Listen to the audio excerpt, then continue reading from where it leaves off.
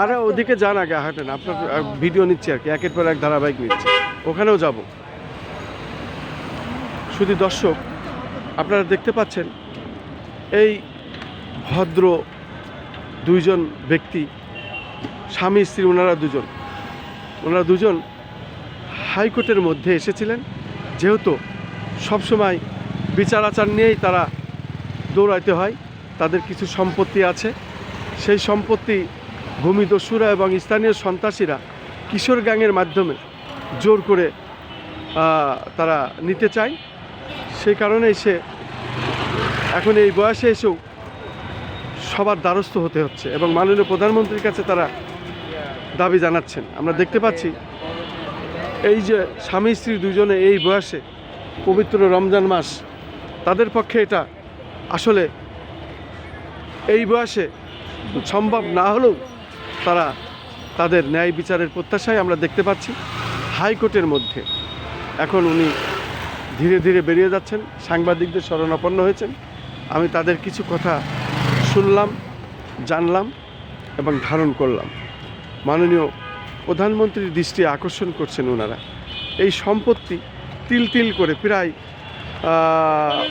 ওনারা যা বলছেন, প্রায় 40 বছরের বেশি সময় ওনারা এই সম্পত্তি দখল করেছেন এবং এখানে বসবাস করেন। এই সেই মামা পেঁয়াজু, খুব নামকরা বেইলি রোডের।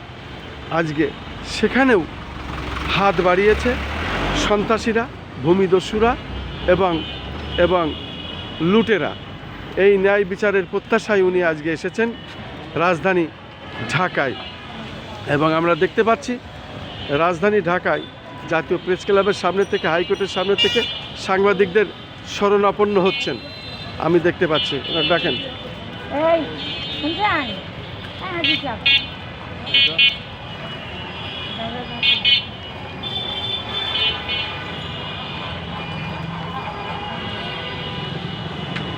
আমি কোথাও মানে কোনো স্বরশব্দ পাইতেছি না, এমনকি আমার ওই সন্ত্রাসী বাহিনীর লিগে কেউ কিছু করে না। আমার অত্র এলাকায় আজকে মানে আমি বেলুর রোডে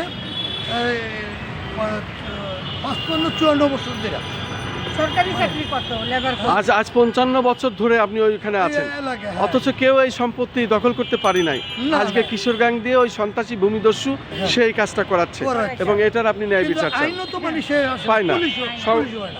এবং কি পুলিশের কাছে গেলে আমি এদিকে সাহায্য চাইতে গেছি, তাদেরকে বলতেছি ভাই আপনারা কিছু বলেন, আমার এটা কাগজপত্র, কে কাগজপত্র চায় না, এরা কিছুই অসহায়, পুলিশও অসহায়, ওদের কাছে অসহায়। হ্যাঁ, ওদের কাছে অসহায়। শুধু দর্শক,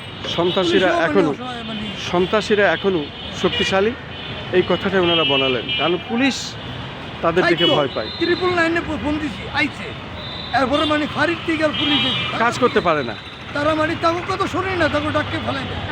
হ্যাঁ, একটা টাকা পয়সা নিয়ে গেছে, ফুটেজটা ছিঁড়ে ফেলে গেছে। ওই যে ক্যামেরার ইয়াটা আছে না, ফুটেজ, সিসি ক্যামেরার ইয়াটা, ওইটা সব লেগে গেছে, যাতে কোনো ডকুমেন্টস না থাকে, হ্যাঁ, তাদেরকে তারা চিনা না যায়। এই যে লোক আইছে, এটা ভিডিও উঠছে না, দেন এটা আমরা না দিতে পারি। তারপরে কিছুটা অংশ রাখিয়ে দিচ্ছেন। আপনার বয়স কত এখন? আমার 77 বছর বয়স। শুধু দর্শক, এই 77 বছর বয়সে এই ভদ্রলোক পবিত্র মাহে রমজান এবং রোজা আছেন, এই বয়সে এই রমজান মাসে দেখেন উনি দাঁড়ে দাঁড়ে বেড়াচ্ছেন। আজকে তিল তিল করে এই মামা পেঁয়াজু বিক্রি করে উনি বেলি রোডে এই যে তিল তিল করে ওনার ঘাম ঝরানো পয়সা দিয়ে উনি এটা করেছিলেন, আজকে সেটাও হাতছাড়া করতে চাই কারা? ওই কিশোর গ্যাংয়ের মাধ্যমে ভূমিদস্যুরা, সন্ত্রাসীরা। এই ন্যায় বিচার চান এবং ন্যায় বিচার আপনি কার কাছে চাচ্ছেন? আমি প্রধানমন্ত্রী এবং হয়তো মানে যে মানে এখন স্বরাষ্ট্রমন্ত্রী আছে ওনার কাছে চাচ্ছি, স্বরাষ্ট্রমন্ত্রীর চাচ্ছি, সহযোগিতা চাইতেছি, এবং বাকি হয়তো প্রধানমন্ত্রীর কাছেও আমি ওনার সহযোগিতা চাইছি ন্যায় বিচারের জন্য। আপনাকে অনেক অনেক ধন্যবাদ।